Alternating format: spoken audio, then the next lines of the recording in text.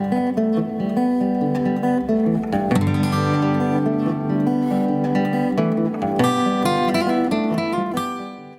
to Exploring Santa Cruz, here, a bi-weekly program on KSQD 90.7 FM. I'm your host, Mathilde Rand. My guests are Ed Weingold and Andrew Purchin. Our topic is the project What's Home? Creative Listening Across Differences, an exploration of our housing crisis in the Santa Cruz County viewed through the lens of film and art. Let me introduce my guests. Andrew Purchin is a citizen artist whose practice is rooted in mixed media art, dance improvisation, film, and psychotherapy. He graduated with a BA in his own major, the Arts and Social Action, from UC Santa Cruz in 1985 and a master's degree in social work from San Francisco State University in 1990. With his creative listening project, Purchin paints, listens, and encourages creativity at sites where there can be grief, discord, and celebration. Purchin received the 2020 Ron Kovics Peace Prize for his short documentary, The Curious Skull. Presently, he is the creative force behind the What's Home project, our topic of discussion. Ed Weingold is a local author and playwright. His latest play is part of the What's Home Creative Listening Across Differences project and is called A Crack in the Earth in a Bewildered City on the Monterey Bay. He's currently working on a novel based on the jobs he's held to support his 30 years as theater artist, working title Abel's Grit. Welcome, Andrew and Ed. Thank you. Hi. Andrew, why don't we start with you? What is creative listening? Creative listening is when an artist, so that means you, because everybody is an artist, because everybody has an imagination, because everybody can remember sometime before and can imagine sometime after. So creative listening is what happens when an artist is on site with human beings or beings at a time where listening is needed. So of course these can be celebrations, these could be times of distress and trauma, these can be times of grief, these can be times of social change. I started creative listening 1 million years ago with dinosaurs, says my imagination, but actually I think it started sometime way before 2016, way before 2012. And I don't remember the first time, but definitely in 2009, I know I was out on the streets. So I paint, and I paint on site, and I could paint nature all the time, but I could go to a protest, or I could go to Obama's inauguration there in the snow. He was audacious. What's audacious for me? Showing up at his inauguration with my easel and oil paints and just smushed him with people, and I'm painting that time. And I got a little paint on this person's fur coat next to me, and I'm like, oh my God, and she's, oh, I ruined your paint. It was just totally a warm, amazing moment in my life. And I was like, why didn't I invite every artist I know to come here and make stuff? So I decided that before we knew who would be president in 2012, I had this idea to invite artists and to go to the inauguration without knowing who the president would be. And I failed with that. The project was called 1,000 Artists, and I got 100 artists to come, but they were all like Obama fans. And I really wanted Romney artists out there because there are lots of Republican artists. I've painted live at the Republican and Democratic National Convention, and I have to say that the Republicans, in terms of fashion, have been much more interesting than the Democrats. It's just true. That's my live on the site. So I'm out there painting, and I have conversations with people. And so there have been funerals that I painted at, and I went to the site where the police officers were shot here in Santa Cruz. There were two beloved officers who were shot while on duty, and myself and a couple of artists went out there and painted and had conversations with people. So it's honoring sites of grief and having conversations. Maybe around 2010 or so, I painted right here at what now is Housing Matters with my friend Michael Levy. He was playing guitar, and we were having conversations with unhoused people.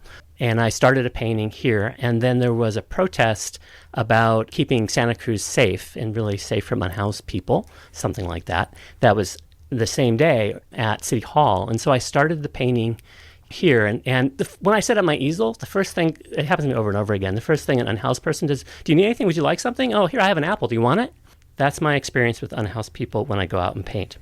I started painting one place, and then I go to the other place where this, I'm very well-meaning. We got to keep Santa Cruz safe, and there are a lot of nuance here.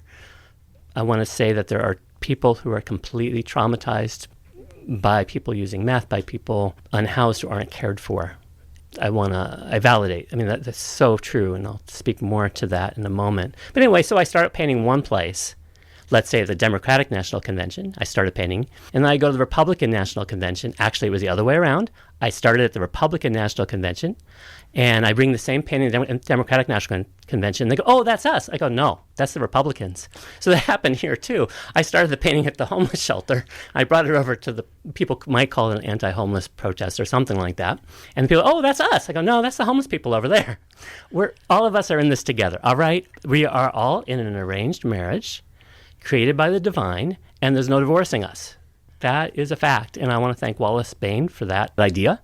And so creative listening is when we bring all of our imaginative senses to the experience. What's Home Creative Listening is a art exhibit, and it's a night of performances. We have 10 to 13 artists.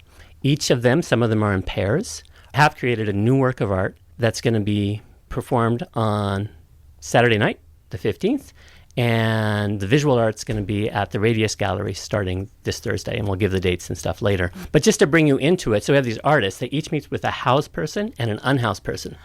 Both sides of the polarity are brought together for conversation and creativity. Dancers, Saki and Cynthia Strauss, were with unhoused veteran Michelle and Michelle's son, whose name is Grim. They also met with housed Patrick, a dad, and Niall, his son. They're about 14-year-old sons. And what Saki and Cynthia, what's the creative listening there? So Grim, maybe Cynthia said something like, can you tell us something that you'd like us to bring into movement? What would you like to see from your life? And Grim says, move like you're depressed. And Saki, complete silence, moves in this slow, intricate way that Grim knows deeply. And Grim, you can see it in the film, because we made documentaries of each of these projects. And Grim says, oh, that's it. That's how I feel. Wow. Yeah. So creative listening is, how does an artist reflect back the experience of the people they're with, or the environment if we're thinking about climate change? All the different ways that artists can do it. Imagine a mixing board, right? And we have the mixing board that says telescoping, going out to outer space and seeing it from a distance. Microscoping, let's go down to the middle part. Mm-hmm. The artist's mixing board is huge and varied, light, dark, multi-modalities, sound ranges, loud, soft, harmonic, dissonant. So artists have this incredible skills to mirror back. And creative listening is what happens when we bring that listening to all of you artists out there. So you can bring out your artistry and become a better listener to those people who you don't get or who you're afraid of. People are listening to each other and then bring out the emotions, the experiences of the other person. That's right. Because they involve themselves in some kind of art, whether it's dancing or visual art or music or singing. That's right. That's amazing. Thank you. I'm thrilled with what happens. I shouldn't say thank you. This is a divine thing. So what inspired you to put this What's Home project together? With COVID in 2020, I've done things on a national and somewhat international level. Mm-hmm. And I'm like, we're here. And I really want to focus in on Santa Cruz. So I started painting at the Benchlands encampment and having conversations with people. I put a sign out by my easel that would say, what's home to you? What's your story of home? And have conversations with people as I painted the encampment. The other question, the big question of the project is, what do you wish for yourself and all people? Like, what really matters when it comes down to what do you really care about? Can I give you my answer to that question? I'm thinking, but you're going to tell me. Oh, unless you want. I'd love to see you answer that question. What do you care about most for yourself and all people? Companionship, camaraderie, communication, all the C words. Camaraderie, companionship, communication. I got it? Compassion. Compassion. That's Compassion. It. Okay. Great. I'm going to experiment being you for a moment and tell me, because I'm just meeting you. My name is Mathilde, and I care about compassion, camaraderie, and communication for myself and all beings. Yeah, did I get that? Although compassion for yourself is the hardest thing to do. Yeah, well, that's why it's good to say it to yourself. I'd rather have compassion for you. I know. Isn't it amazing? But the way it works, and I'm not going to be too much of a disciplinarian with this, but one thing to ask yourself is, if I can have a little bit more compassion for myself, will that help me be more compassionate to others? Right. Yeah. I agree. Good. I totally agree. So you already talked a bit about the projects, the events around the project. So tell us more about it. Sure. So we have an exhibit at the Radius Gallery that opens this Thursday and goes all the way to May. Thursday, April 13th. April 13th and goes through May the 7th. There are going to be a number of events there. Go to what'shome.org events, what'shome.org. Right? And go there and you will see it. And they're going to be changing and more things are being added. We're just setting up that space and it's looking really remarkable. Mm-hmm. Next to each artist's exhibit, there is a monitor with a video of their process. It's an opportunity to really immerse yourself in story and really get to know the creative process and get inspired. There's going to be things for you to hold on to and maybe even make something. There's going to be string and there's going to be driftwood and there's going to be rocks to maybe hold on to and take care of yourself as you're, offer that compassion as you're there, and then you can kind of leave them at a special place in the space. Interesting. So that's there. And then our big event, which is one of a kind, once in a lifetime. It's only happening on one night, April 15th, this Saturday, 7 p.m. at the 418 Project. The sliding scale starts at $0 to $1,000. You can afford it. And the reason to be there is we're going to have remarkable world premieres with a video beforehand describing that process. And the videos are really great, and the premieres are amazing. We have a play, which Ed's going to tell you about, who's right here in the studio with us, our playwright and our director. And we're going to have 3 new songs and a contemporary classical composition by composer Ben Dorfin. And we have, in that 8-minute piece, we have a marimba, a vibraphone, a piano, bass clarinet, a violin, a cello, and if I said them all, it equals 6, right? So quite a piece. And then, to cap it off, we were able to interview, so a housed person happens to be our police chief, Bernie Escalante. He happens to be housed, not unhoused. It's kind of weird, but it's true that he's our housed participant. And he actually rents, by the way. He was interviewed by rap artist Alwa Gordon, and Alwa also conversed with musician and unhoused person Sonny Lopez. And the 3 of them had a very dynamic conversation. And Alwa will be premiering his new rap song, which is called Don't Give Up on Me. And he's singing it with a backup singer who's amazing, Alexandra the author. I think it's going to be a very remarkable, one-of-a-kind night, and I think you should be there. That's my humble opinion. I'm going to take a little break saying to people that you're listening to Exploring Santa Cruz on KSQD. My name is Mathilde Rand, and my guests are Andrew Purchin and Ed Weingold of the What's Home Project, Creative Listening Across Differences. Let's shift to Ed. What inspires you to participate in this project? The potential for me to confront my own issues around seeing and being amongst homeless. I've been housed all of my life and struggled to be housed, putting bits and pieces together through a very spotty career in the theater. You don't earn, or you don't wind up with no living retirement. Wage, huh? No living wage? The old story is you can make a killing in the theater, but you can't make a living for most people. Anyway, I did it for as long as I could afford it. Then I had a mortgage to pay off. Anyway, so that's what brought me. I wanted to confront my own issues around the homeless. When I walk in the streets of Santa Cruz, or I go into the public library and I see people my age dragging their life kind of in a suitcase behind them, and I say, wow, that could be me. Mm-hmm. That really could be me. It's a matter of, I'm offered the opportunity to actually interview with 2 people, one housed, like me, I assume. And of course, it turns out this was an individual who was barely housed. And the whole story of trying to have a home that you can afford in Santa Cruz, again, I'm as fortunate as can be that I was able to somehow purchase, even when I was strictly in the theater, a home in 1986. And that's why I have a home. My wife and I live in a house in Santa Cruz. Our daughter could not afford it, and she was a school teacher, and so she had to abandon Santa Cruz and go up to Truckee, California for her first gig. Well, actually out of the country. She wound up teaching in Bolivia and Colombia. Anyway, that's the reality for people who are in professions that we should be supporting like crazy, and we don't, because it's impossible once the created economy comes about in a city like ours. I heard you talking about Bertolt Brecht. Oh, yeah, What yeah. did he have to do with your Well, piece? this is basically, I have a rather hard-edged short play, about 30 minutes. And it is Bertolt Brecht, who had a definite political point of view, and meets the Ringling Brothers, Barnum and Bailey. And that's a little bit of what I was feeling when I was down in the Benchlands, looking at that tent city this past summer.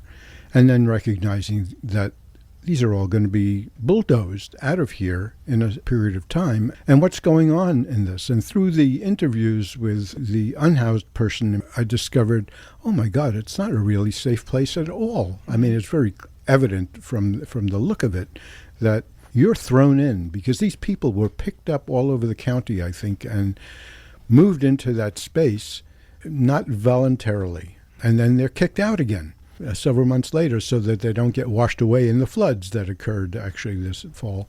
So it's remarkable, because you could have had conceivably 400 people floating into the bay and worse during the floods. You have artists, Yes. actors. Yes. Who are they? Tiffany Cesarin, a wonderful actress, plays the unhoused individual, and Evandra Aurelia, who actually was a recent. She had to replace somebody who had a tragedy in her life, and happily she's a quick study and she's going to be brilliant. And also Andrew Yabroff. He plays multiple roles. And just tonight we have the Chinese opera property man finally showing up, and he was the last person, and he's also very important. His name is AJ. Now, there are around 13 artists in the project. Yes. And one of them is Michael Levy, who wrote a song called No One's Home. Brilliant. And Michael couldn't join us today because he actually works. And could you give us a little bit background about his song? Michael was the first participant. We did a little pilot project. So Michael met with neighbors of mine who are housed, and he met with an unhoused couple named Jason and Angie, and my neighbors are Danny and Shamika. Michael brought his guitar, and he'd ask questions like, what's the sound of home like to you? And our house neighbors talked about their daughter and the sound of the footsteps going down the hall, the sound of crickets and other sounds from their yard. And the unhoused couple, Jason and Angie, talked about the plus and then the minus of the rain on the roof of the tent.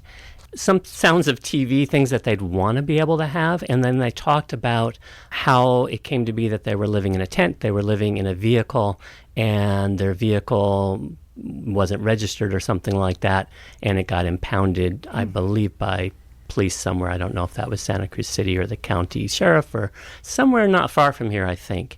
So they were living in a tent, and Michael brought those lyrics into the song. Great. Well, I have part of the song here. I'll start it at 1 minute, and we'll do it for 2 minutes. So let's take a listen. Home, no one's home.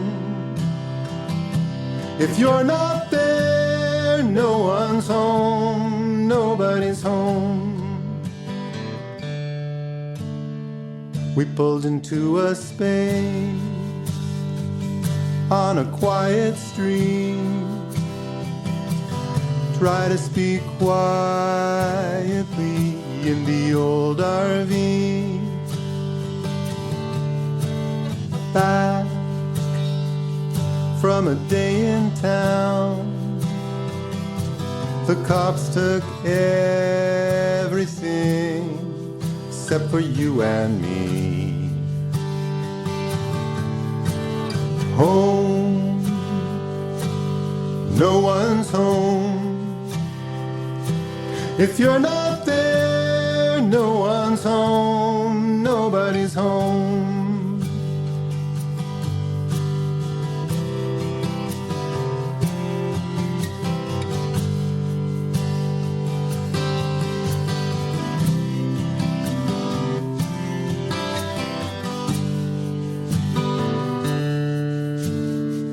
The crickets in the yard, dinner on the stove, the music of family, voices that I know, warm and dry, and it's all our own.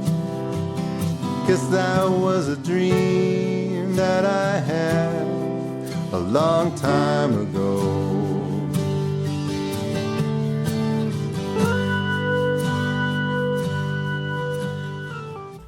And that was Michael Levy's song, 2 minutes from it. I think listening to it, I get the impression about what happened to the people in the RV or camper.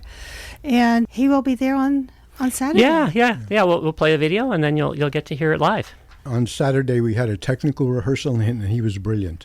So it's going to be an extraordinary performance. Yeah, that was one of the questions, although we don't have a lot of time. But real quickly, what have the preparations for the events been like? How long have you been preparing? We started production in June. Okay. And, we've made 10 videos. We've logged 70 hours of material. The editors are still culling through it now. We are still tightening up these videos as we speak. This isn't a very ambitious project. It's just a little ambitious. So we're just slightly coming together. But there's tremendous, wonderful energy. Just a super team. I want to just mention how grateful I am to all the artists and all of the participants. There's not one person, and all the crew. Particularly, I want to mention Marcello, our editor and videographer, is just doing a stunning job as we speak. There is nobody on this project who hasn't risked moving into the uncomfortable and doing it day in and day out. People really, just everybody, the police chief, the mayor was part of the project. Everybody pushed their edges for the right thing to have better relationships. Creative listening. Listeners, if you want to have more information about the project, you can find that at whatshome.org. I also found the andrewpurchin.com/projects. A lot of information there too. Any other contact information that you want to share? You can email me directly through whatshome.org. So don't worry about it. You can get to me. Okay. Yeah. Good. I want to hear your opinion. Yes. Well, first of all, you want people to go this Saturday? Yes. And then starting Come to Thursday, the 418 this Saturday. Yeah. You can get your ticket in advance through the website or on Eventbrite, or we'll have some tickets at the door. Get to the gallery sometime between this Thursday, April 13th, and Sunday, May the 7th. And performances start at 7 p.m. Get there early, a little earlier. On the dot. Yeah. Yep. Good. So Andrew and Ed, we have a few moments for some final thoughts. Why don't we start with you, Ed? This has been an extraordinary experience for me, and I hope for the audiences that get to observe this and participate in it. And it's been a remarkable experience, and I'm personally very grateful for this opportunity. And I guess you learned a lot. Oh, yeah. Yeah, we are learning a lot, and I invite you to learn with us and come to the events. Check out whatshome.org. You can see everybody's face, everybody's beautiful face. Mm-hmm. They are really beautiful, and so are you. So even though we're on radio, you are in front of my camera, and I'm looking at you, and I'm seeing the dignity in you, the inherent goodness in you, and all this is in the service of equity, because that's what I care about for myself and all beings. Mm-hmm. Dignity, inherent good, and equity. Thank you, Ed. Thank you, Andrew. Ladies and gentlemen at home, you'll be listening to Exploring Santa Cruz, and the contact information, if you haven't caught it yet, is whatshome.org.